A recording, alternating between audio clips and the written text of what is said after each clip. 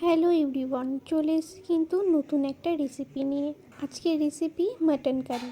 চলো ঝটপট রেসিপিটা দেখে নাও। এখানে কিন্তু টমেটো, আদা, রসুন ভালো করে ধুয়ে কেটে নিয়েছি। পেঁয়াজটাও কিন্তু আমি ধুয়ে কেটে নিয়েছি। মটনটা এখানে ছোট ছোট পিস করে ধুয়ে রেখেছি। এবারে কিন্তু এই আদা, রসুন, টমেটোটা আর এর মধ্যে একটু গোলমরিচ দিয়ে কিন্তু এটা একটা পেস্ট করে রেখে দিলাম। এবারে কিন্তু সবার প্রথমে কড়াইতে তেল গরম করে আলুগুলো কিন্তু ভালো করে লাল লাল করে ভেজে নেব। এখানে কিন্তু আলুগুলো আমি ভাজার সময় কিন্তু নুন আর হলুদ দিয়ে দিলাম। তোমরা নুন হলুদ ছাড়াও কিন্তু ভাজতে পারো।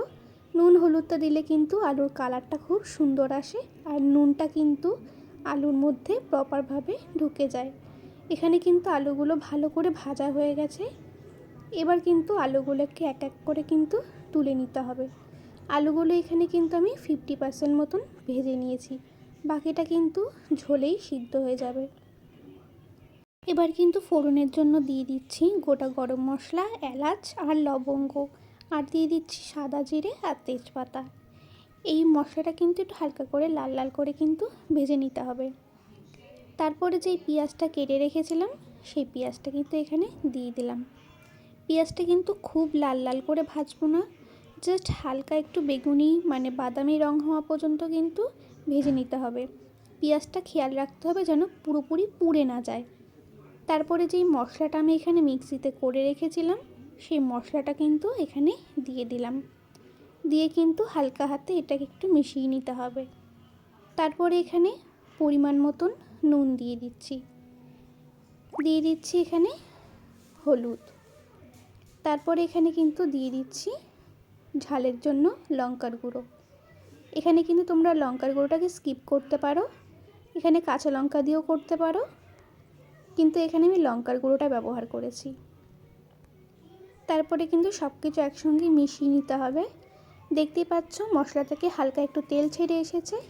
এর মধ্যে টেস্টটাকে ব্যালেন্স করার জন্য দিয়ে দিলাম চিনি। তারপরে এখানে সেই মটনটা আমি ধুয়ে রেখেছিলাম দিয়ে দিলাম মটনটা।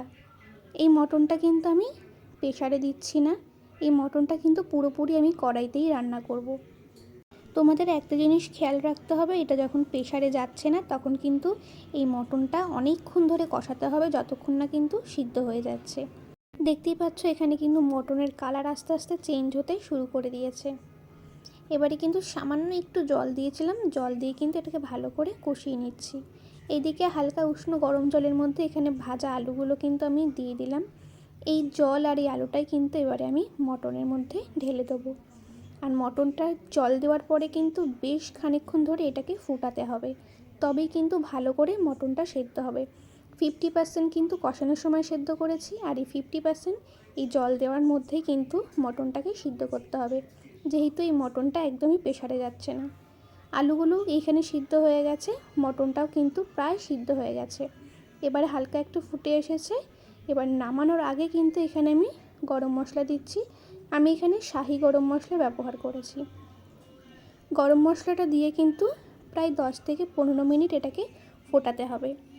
এখানে কিন্তু দেখতেই পাচ্ছ মটনে কিন্তু অনেকটা জল রয়েছে। এই জলটা কিন্তু একটু ফুটিয়ে নিলেই কিন্তু এটা হালকা একটু গ্রেভি হয়ে যাবে। আর মটনের কালারটা কিন্তু অসাধারণ এসেছে।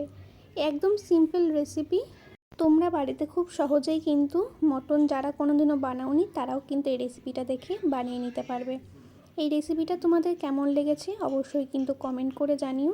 আর ভিডিওটা ভালো লাগলে কিন্তু অবশ্যই চ্যানেলটাকে সাবস্ক্রাইব করো।